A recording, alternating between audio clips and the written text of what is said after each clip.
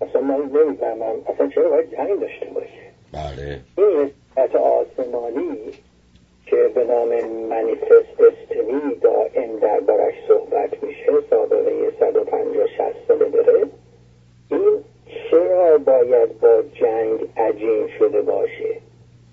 خب حالا جنگ تموم شده، شوروی دیگه نیست، قدرت برتر نظامی جهان آمریکاست. بودجه نظامی حالای آمریکا از مجموع بودجه نظامی تمام کشورهای عضو سازمان ملل بیشتره. این رقم رو بعضی وقتا بعضی از تحلیلگران غربی میگن از مجموع 10 کشور پرزور جهان، من میگم نه، از مجموع تمام بودجه های نظامی جهان بیشتره، با توجه به هزینه های جنگ افغانستان و تحمله عراق. خب حالا خیلی جالبه، میگه که تو استراتژی رو عوض کردی و تبدیل به یک جنگ در آن واحد کردی. تفاوت، این سوالی که شما کردید این تفاوت ها رو در بر میگیره که بله، رامنی میگه که من اگر انتخاب شم بودجه نظامی رو میبرم بالا. بله.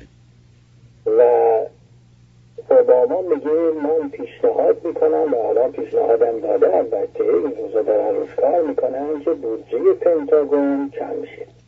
یه برنامه 10 ساله‌ای گذاشتن که 600 میلیارد دلار یا بیشتر در دوره 10 ساله از بودجه پنتاگون کم شه. در اینجا در این تقریبا 3 دهه گذشته هرچی زمان جلوتر اومده غلظت بیشتر پیدا کرده تابوی مقدس بودن ارتش. بله. یعنی وای به حال کسی که نسبت به این یه خود نگاه کمارزش بکنه.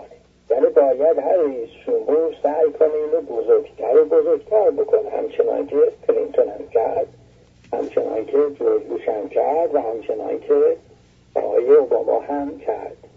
خب این بحث در گرفته و به همین دلیل اوباما رو متهم میکرد که تو مقام جهانی آمریکا رو داری پایین میاری با این کارت، با کم کردن بودجه پنتاگون.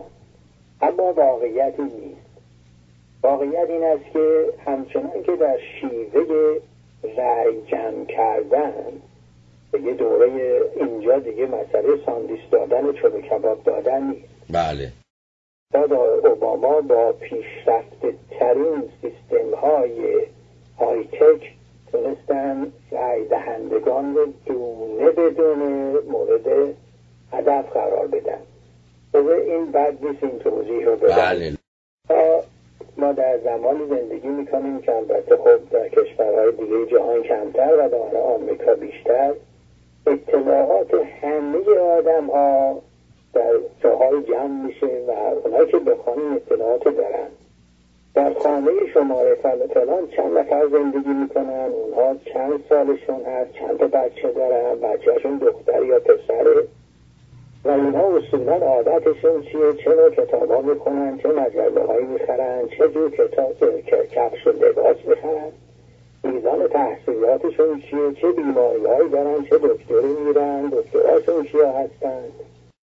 اینها در منابع بسیار مراکز دیتای کامپیوتری جمع میشه و معمولا خیلیاش فروخته میشه. کمپانی های مختلف اینا رو میفروشن، تعدادی که لازم دارن اینا رو میخرن. به همین دلیل وقتی که الان در یه خانه زن و شوهر جوان صاحب یه بچه میشن، بلا فاصله پشت سر هم برای اونها کوپن های وسایل بچه و برگ‌های تبلیغاتی از شیر خوش گرفته تا لباس و اسباب بازی بچه میفرستن، در حالی که برای من نمیفرستن، برای اینکه من بچه کوچک ندارم. برعکس برای من میفرستن. اینو واقعا البته جنبه شوخی هم داره ولی واقعیت داره. نامه‌ای که برای من میاد اینه که آیا وصیت‌نامه‌تو نوشتی یا نه؟ آیا فکر تدفین و تکفینتو کردی؟ بله. حالت نره که هزینهش خیلی زیاده ها. ما حاضریم از حالا به تو وام بدیم و با این وام تو جات و قدر تو اینها رو معلوم بکنی که بعد از اینکه مردی خانواده زیر فشار مالی قرار نگیرن. بله. این چه نازنین هایی هستن تردیدین قسطی هم میدن. از اینجا میاد که مثلا الان تا همین 18-20 ماهی انتخابات من شاید چند هزار ایمیل از ستاد اوباما ایمیل دریافت کردم، از سناتور دموکرات، از ستادهای مختلف. نامه های بسیار زیادی رسید که به کمک کنید پول بدید به ستاد انتخاباتی اوباما. از کجا؟ برای اینکه از مثلا جایی که کتابامو میخرم معلومه، نشریاتی که میخونم معلومه. از راه اینها مشخصه که من هیچ وقت راه ندادم، اما مشخصه که اینا تشخیص میدن کسی که این روش مطالعه رو داره به این کانال های تلویزیون توجه میکنه، این پس متمایل به دموکرات میتونه بشه. بله دقیقا. نتیجه یه رقم اتحادیه صنایع فولاد 7,000 نفر داوطلب شد در ایالت اوهایو فرستاد به بیش از 150,000 در خونه. یعنی اینها بینا وقتی در میزنن میگن آقای فلانی، یعنی واقعا اسم صاحب خونه رو یا خانه‌شو میدونن میگن. و خود تو که احوال چطوره، مثلا بچه ها چطورن اگه هستن، حالا تصمیمت گرفتی رأی به کی بدی، ما داریم به تو توصیه میکنیم اگر به این آقا رأی بدیم اتفاقات خواهد افتاد. من نمیگم این چیز مثل ساندیس دادنه، ولی در این حال یه سوال بزرگ پیش میاد که آیا بازم این کتابی که گراک پالاس 7-8 سال پیش نوشته بود بعد از انتخابات بوش به نام بهترین دموکراسی که پول میتونه بخره، و همین پارسال کتاب جدیدیشو باز داد بیرون به نام میلیاردرهایی که باند جمع‌آوری رأی، اسم کتابش اینه. خب این نکنه راست میگه.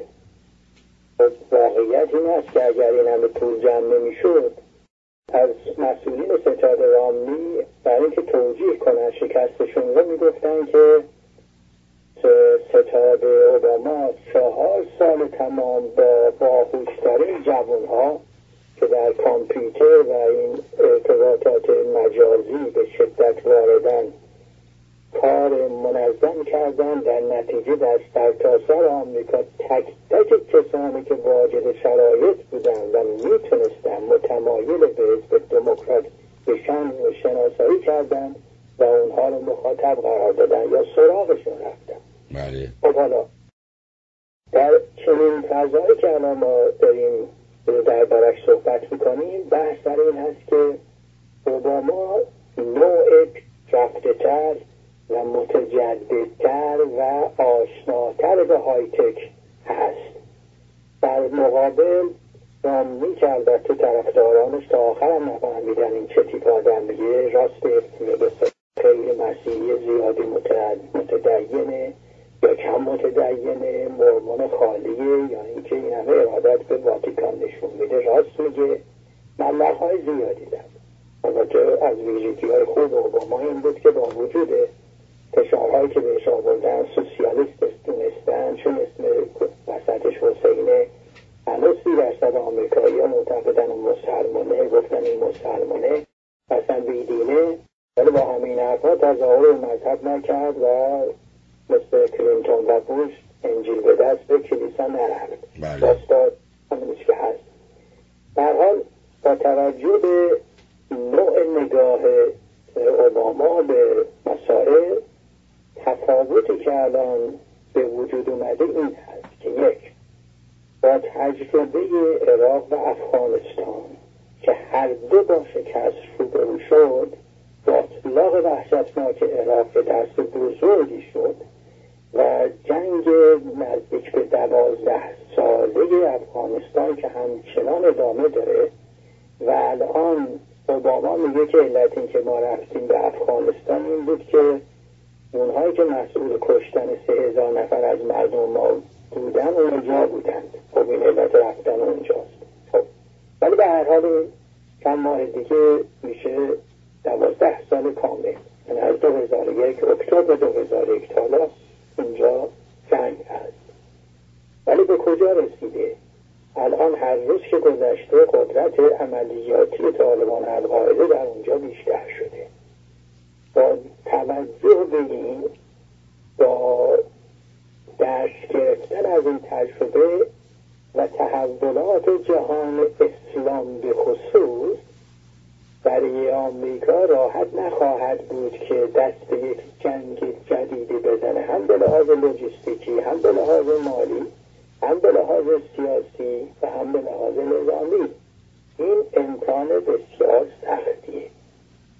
مخصوصا بهار عرب تحول بزرگی به وجود آورد که بی توجهی به اون میتونه شرمساری رو، شکست‌ها رو چند برابر بکنه. به این دلیل استراتژی تنها یک جنگ در آن واحد در پیش گرفته شده. اما داستان از این قراره. استدلال اوباما این هست که ما بودجه پنتاگون رو کم میکنیم، ولی این به مفهوم این که پنتاگون قدرت نظامیمون رو کوچک میکنه نیست. ما تغییر کمی رو تبدیل به تغییر کیفی میکنیم. بله. کوالیتی رو بهتر میکنیم و کوانتیتی رو کم میکنیم. یکی از کسانی که در رابطه خیلی پروپاگاندای قوی میکنه یه آدمیرال دریادار بازنشسته است که دور گذشتم نماینده مجلس از پنسیلوانیا از حزب دموکرات بود. در این باره سخنرانی ها بسیار میکنه. همین تازگی ها در مصاحبه میگفت که بله ما قدرت حمله کشتی های هواپیمابر ما در یک 24 ساعت 9 برابر قدرت حمله 15 سال پیشه. معنیش اینه که ما با 10 تا کشتی هواپیمابر 90 کشتی هواپیمابر مثل 15 سال پیش داریم. بله. نیروی هوایی ما کلیه آسمان جهان را زیر کنترل داره. نیروی دریایی ما تمام نیروی آبهای و اقیانوس‌ها رو در کنترل خودش داره. چین 80 تا زیر دریایی داره، برای ما 50 تا، ولی با سنسورهایی که ما داریم، قدرت کنترلی که داریم، ما به راحت این تا دل اونجا تا تمام اعماق دریای چین جنوبی رو کنترل بکنیم. هر حرکت فعل انفعال چین رو یا کشورهای دیگر رو در اونجا در کنترل داشته باشیم. و حتی تا جزئیات میگه که بله زیر دریایی با سنسورهایی که داره ردیابی میکنه و موج میفرسته به ساتلایت که در بالاست و اون هم اطلاعات رو میده. هواپیمایی که باید بمب بندازه بمبش رو میندازه. بعد میگه ما دنیامون عوض شده، باید به تغییرات کمی رو به تغییرات کیفی مبدل کنیم و ما در جهان زندگی میکنیم که به نام جهان سایبرنتیک هست، جهان مجازی. در این جهان مجازی خیلی کارها میتونیم بکنیم که در گذشته فقط باید به نیروی فیزیک تونستیم انجام بدیم. به همین دلیل اوباما یک ژنرال 4 ستاره رو به سمت فرماندهی فضای مجازی برگماشته. و بعد سوال میزنه، میگه همین کاری که ما با سانتریفیوژ های ایران کردیم یکی از همین نمونه هاست. استاتمت رو که فرستادیم تونستیم برای مدت ها تعداد زیادی از اونها رو از کار بندازیم. خب همین کار رو در سرتاسر جهان هم بتونیم انجام بدیم.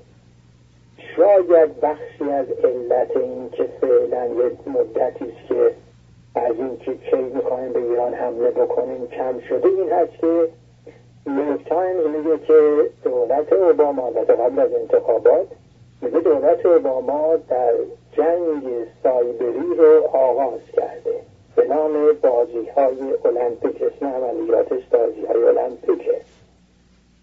با این روش به راحتی میتونن خیلی از کارهایی که پیشترها میتونستن به قدرت دهاره انجام بدن با روش‌هایی در دنیای سایبرنتیک انجام بدن بدون اینکه لطمه ضرری به کسی بخوره.